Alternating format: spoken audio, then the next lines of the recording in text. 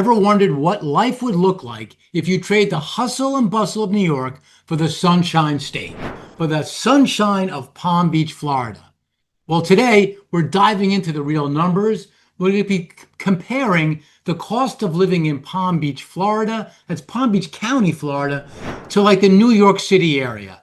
I am taking hard numbers from areas such as Nassau County, Westchester County, Rockland County, Suffolk, all the surrounding suburbs of the New York City area. Stick around because you'll be surprised how your lifestyle could change. If you want to know more about education in general from someone who's been through it, seen it all, Palm Beach County really is like one big suburb. And the reason I am taking these New York areas, they can really be anything. If you live in Ohio or Connecticut or the DC area, we get a lot of people recently from the Washington, DC area, Virginia, Maryland, and so forth. These are all going to be somewhat similar. The reason why I take the suburbs of New York is because if you look at New York City directly, like Manhattan, it's not quite the same. New York City directly is, you have, $50 million places there. It doesn't compare well to the suburbs. When I look at the suburbs of New York versus Palm Beach, it's pretty similar. So this will be apples to apples for you guys. Welcome to the channel. If you're considering moving to sunny South Florida, you are in the right place. We are going to break down the real costs, and how Palm Beach stacks up to most popular New York suburbs. Let's start with lifestyle. Palm Beach County is known for its warm weather, its beautiful beaches, its laid-back vibe, and that's a world away from New York winters. But how does that translate into your daily life?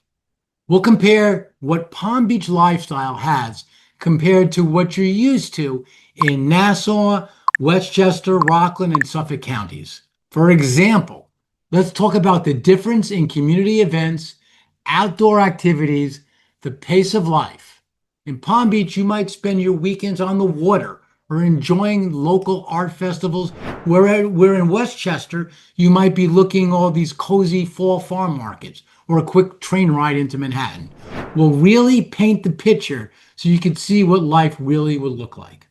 Also stick around. Some of the biggest costs, like insurance, you might be surprised about. I moved here 20 years ago now from the New York City area, and I haven't looked back. I say that every week.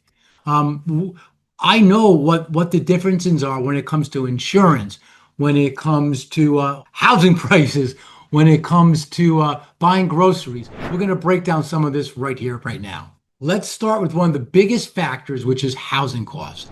That's literally your number one cost. Now I'll give you an overview and then I'll break down the hard numbers. In Palm Beach, you'll find a wide range of options from waterfront condos to suburban homes, single-family homes, master plan communities, HOA communities, non-HOA communities. It is a very different feel when you live than when you feel in the suburbs of New York City. In Palm Beach, for instance, you might be looking at a 2-bedroom condo with ocean views for a certain price, while in Nassau County, a comparable home might be a suburban house with a yard. We'll talk about the differences in property taxes, in types of communities, and you'll find that even more stories we'll even bring in some stories from clients who've made the move and how they found house hunting. The median price of a single family home in Palm Beach, which is what we do a lot here at Living in Palm Beach, Florida, is about $625,000 roughly. We've been hanging around. Palm Beach is one of the strongest markets literally in the country. While some markets after the big run up after COVID retreated, we sort of didn't. We've been in a range from 650,000 to 600,000 for the last 2.5 years. And that's not the case with lots of other markets. When I did a study a few years back and compared the prices of those counties versus what you get here, you're going to pretty much give yourself a 20%, raise.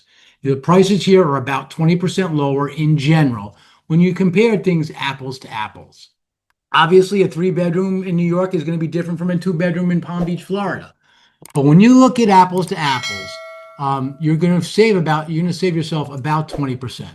Now that's what I found out a few years ago, that difference is narrowed a little bit because some places in New York and in the surrounding areas and in the other parts of the country, for that matter, have come down a little bit while we've stayed strong. So maybe you're looking at somewhat of a 15%, as a guess, 15% difference. That's one factor. That's the biggest factor is your home price. Um, there's insurance. There's insurance matters. There's a lot of other things that when I moved down here, I was surprised, and we're going to cover some of that now. Let's break down some of your everyday costs. We're going to compare groceries, utilities, transportation, dining out in Palm Beach versus New York, dining out in Palm Beach versus other parts of the country. For example, what might a typical grocery bill look like in Palm Beach compared to living in, I don't know, Long Island? Are utilities generally higher or lower in Florida? We're going to cover that. I'll go into some of the details in some many cases of some families who budget and how they manage their budgets accordingly. Let's get into some of the differences right now on your day-to-day living costs. When I moved from Long Island to here in Florida, I had to heat my home with heating oil, right? Don't have that here. Here in Florida, we have one unit. It's a HVAC unit, and it takes care of our heat and our air conditioning. I haven't turned my heat on in literally over 10 years. It doesn't just doesn't get that cold that you need to. I mean, I have a little bit space here in my office here, but that's really about it. You will completely eliminate that heating cost when you move here to South Florida. Your electric bill is going to be higher. On a typical home, and I'm going to give you like a 3,000 to 4,000 square foot home example. And I say this because we see a lot of people who fit in that 3,000 square feet to 4,000 square feet. You might even go a little bit smaller, like 2,500. But you're going to spend probably about, it depends on where you keep your air conditioning too. In the heart of summer, you're going to get about a $350 bill, maybe 400. Depends on who you are. So that's sort of that's your overall cost. For me, that's lower. Between the price of oil, which you can't control, and you can't control electricity either. I find that we saved about 10 to 15% in energy costs when we moved down here. Now, groceries, they're pretty much the same. Little bit here, difference or there, but when you go to the supermarket here in South Florida, it's going to be the same as if the suburbs of New York. That's my experience. It is lower than if you live in Manhattan, because I lived in Manhattan for over a decade, and I went to D'Agostino's. I'm not sure if you guys still frequent that place, but big, that was our big supermarket in Manhattan. Those prices were insane. We are definitely lower here in South Florida than what you expect in that. I'm going to go into some other stuff, some property taxes and all that. But apples to apples, that's what you're gonna find. In fact, let me go into some of the property taxes right now. The financial side is very important. So, property taxes and insurance costs. Your property taxes are lower here versus New York.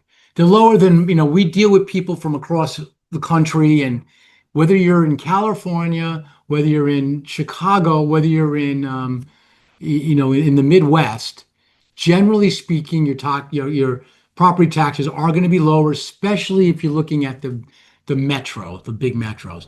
But people do come here. I see this every week, and they come visit with me as we look for homes, and they say, "Man, your property taxes are high." You know what? They're comparing it to what their expectations are. They think that property taxes should be very low here. They're just not. Now, if you live I just helped a seller here in Palm Beach who's moving to North Carolina, and his property taxes in a more rural area in North Carolina is lower. They just are. So But in general, these big places, these big metropolitan areas, our property taxes are lower. To give you an example, a very hard case example, um, the highest in the state of Florida is Port St. Lucie. Port St. Lucie, their taxes are about 2%. If you buy a $1 million house, and property tax prices in Port St. Lucie are lower. But if you buy a 2 million for $1 million house, your taxes will be $20,000. That's a lot. That's the highest in the state. Um, your property taxes in Palm Beach are going to be about 1.75%. So reach out to me. Every single area has a different, like Martin County and parts of Palm Beach are different. We'd love to help you if you're looking at whether it's Boynton Beach or whether you're looking at Royal Palm Beach or Wellington, Florida, or Boca Raton, Florida. They're all a little bit different. Let's look at insurance. That's a big one. We get that question all the time, every week. Insurance prices, homeowners insurance and auto insurance for that matter, they're going to be higher here. Before I continue, I want to say this. 20 years ago, my family and I relocated to this beautiful part of the world we call sunny South Florida, and we haven't looked back. Today, we truly find honor to help people, perhaps like you, do the exact same thing. If you're thinking about moving to this area and you want to get help from people who have actually done it before, well, there's a few ways to get a hold of us. Down below is our email address. That's one great way. Also on the screen, you see our phone number. You can either call or text that number. But two of the best ways is in the description and the comment section. There's a link. Click on that link. What that'll do is set some time for us to speak, either through a phone call or through a Zoom, whatever way you feel most comfortable. In any case, we have your back when it comes to relocating here to sunny South Florida. Your going out expenses. When you're out looking to have a nice time, they're going to be lower here in general. I don't think this surprises you, especially if you're living in the New York City area in particular, where things are just more money. We've saved a lot of money by moving here in that when it comes to entertainment and things like that. We don't have Manhattan. I get you. I get that. We do have Miami though, and Miami is like our cultural center here in South Florida, and there's a lot to do there. If you want to do like you go to plays and things like that, they have it. Even in West Palm Beach, which is Palm Beach County, we have we have like the Kravitz Center and we have things like that where we do plays and things like that. Generally speaking, your cost to go out is going to be not significantly, but it's going to be lower. Let's call it about 25% lower. Homeowners insurance are higher here than most places around the country. There's a way to combat it. I get a lot of people that come down here and look at homes, and they're prepared that they're going to pay more in homeowners insurance. And what happens is they're surprised that it's really not as high as people realize because you see the YouTube videos about how crazy it is. If you're looking at a condo, if you're looking at an older condo, your insurance is going to be off the charts. It just is. We here living in Palm Beach, Florida, we take a lot of people to new construction, single family homes. And when they see like $1 million house and they see like a 3,000 square foot house, maybe $1.5 million, and their insurance for the year is less than $3,000 a year, they're like, are you serious? I didn't know it was going to be that low. What's all the hype? And that's true. We help you guys. We help you guys with that. We can help show you places communities that are in non-flood zones. They call flood zone X. By the way, if you're looking at this stuff, flood zone X translates into non-flood zone. So we'll help you with that. But on the other hand, if you're in a condo, it's not. I've seen people go from a moderate insurance up to like, here's your quote, $18,000 a year. That can happen. So let us help you with that. I have a really good insurance agent that I work with. He's independent of us. And anytime I can, I use him because not just for me, but for our clients. we have him help us. We have him help us to give us an idea of what we can expect. But the answer is look at new construction. The other factor is when you're looking at condos, is you have these special assessments. Now, when you talk about cost of living, special assessments can be a huge element. Some of the condos that are older are now under new regulatory um, rule from Florida, from the state of Florida, to start to do more frequent inspections. And because of that, they're required to update things more. And the insurance companies are charging them more. How are they doing handling that? They're passing it on to you. I get a lot of people who say to me, Ray, I have a budget of less than 400,000, 400,000 or less. I see this place and that place. It looks great. It's just a condo and it's a brilliant place. And it looks like it's a deal for $400,000. But there's a reason why you can buy that house for less than $400,000. How would you like to buy that home and go welcome right after closing with a $25,000 special assessment? That can happen. These condos are issuing special assessments all the time.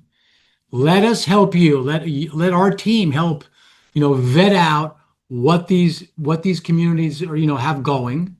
It's not a coincidence that fewer buyers that we're helping are avoiding or going with the condos. You can buy a condo. Don't get me wrong; they're not all like this, but you have to have there's a risk there, and you have to be extra careful. That's why people help use us when it comes to looking at condos and single family homes here in South Florida, especially older condos. They are being checked by the state. There are regulations that they need to be inspected now, and when they do, they when they do have the inspections, they oftentimes have to make adjustments. So that means they have to do all these renovations, and they're going to pass it on to you, the buyer, when it comes to buying a condo. The other big element when it comes to insurance is the rate, the age of the roof. If you're start from the worst case scenario. If the insurance company thinks the roof on that home has less than 5 years life left, it will not insure you. Don't get caught in a contract where you can't get insurance. That is a killer. That's a huge mistake. We help vet these. We help vet we help our buyers vet the properties they look at. If you have a home that is like even 10, 15 years, it's not that it's going to be bad to buy it, but your insurance will be higher. That $3,000 I talked about in terms of homeowners insurance now could be somewhere in the order of, I don't know, $12,000. That's realistic. Taxes. Let me go through this. I talked about real estate taxes, but here is the best element about Florida. There is no state income tax. If you're a high income earner and you get taxed on most rates from other places, like in New York, you're automatically getting a raise moving to Florida. Our state income tax, it's 7%. So if I remember right, it's pretty close to that in New York, in and around New York, and other places around the country. So you automatically, from a fiscal tax perspective, you automatically give yourself a raise when you move to Florida. Education. That's always a topic that people are asking us about. Um, we have more when it comes to public schools. We have more options than New York does. We have more options. That's what I'm used to. I know that's also true from other buyers. They tell us the same thing in other places, whether it's Virginia, Maryland, Ohio, whether it's Michigan, whether it's Illinois. We have more options. We have magnet schools. We have charter schools. My children, I have three children that went to school here through Florida, yeah, in Florida. Two of my boys one's in law school, the other one's in the university, which we have great universities too, by the way. They rarely went to the school that they were districted for from a public school perspective, because they have great charter schools and great magnet schools. If you do pay for a private school, They're insanely expensive, in my opinion. But it's also this, it's similar and in line with what I was paying, what I was expected to pay in New York City and on Long Island. So, I mean, if you, to me, I don't want to spend $15,000 on a student going to middle and high school, which is what some of these places cost. Some of them are more than that, a lot more than that. But that's sort of, but that's just my opinion. But that's in line with what I was seeing in New York. So, and they have some the best schools down here. When it comes to those private schools, like American Heritage is one in Delray Beach. They have some of the best public private schools you can imagine. These people go on to, they pride themselves on a lot of their students go on to Yale, Harvard, and all these and all Ivy League schools. If you want to know more about education in general from someone who's been through it, seen it all, reach out to one of the other elements we can help you. Not just the cost aspect of education, but also the quality of education here in Palm Beach and South Florida. I know it might sound like I'm jumping around a bit, but this just came to my mind. Talked about insurance, auto insurance. That is another factor it's not good here in Florida. When it comes to auto insurance, that's higher. We have, for whatever reason, we have a lot of uninsured drivers down here. And because of that, our insurance is higher. So your auto insurance is going to be probably about 25% higher here in Florida than most places around the country. The drivers here stink too. We have, um, we have, we have a few reasons for this. We get a lot of seasonal people, so people that'll be here only in the wintertime and not necessarily all year round, so they might not know the roads as well. We do have a decent amount of retirees, which I'm sure you've heard. So maybe there's some people out there that got that maybe shouldn't be driving and do. We have that out there. Florida is getting younger than it used to be. While we do have a lot of retirees, we have more and more people moving here at younger ages. So, but it's not all that bad. But in general, the driving here is not that great due to the seasonality and other factors here in South Florida. Now, cost of entertainment. Let me say this from a positive perspective. There's a lot to do here. If you're a family, you have options. Yes, we do play hockey here, believe it or not. We have right down the street where my office is here. We have something called the skate zone where they have hockey leagues.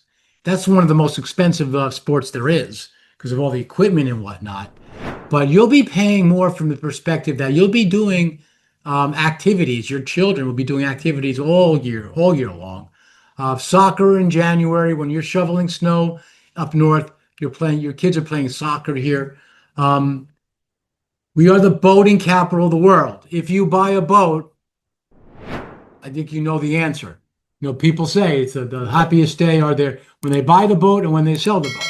Boats are expensive. We have something called a Freedom Club here where you can sort of lease the boats, which is a great alternative. But we have the fishing capital, we have the boating capital. In general, you're going to be doing things all year long, where maybe in up north, you'll be hibernating in the winter months. I know, I've done it. I know how it works.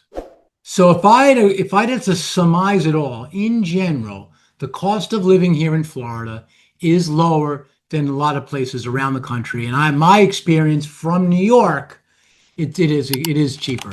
Figure on about 10 to 15%. I think it was higher than 15% at one point. The gap has narrowed. But if you want to give yourself a raise, move to Florida. Palm Beach, paradise here in South Florida.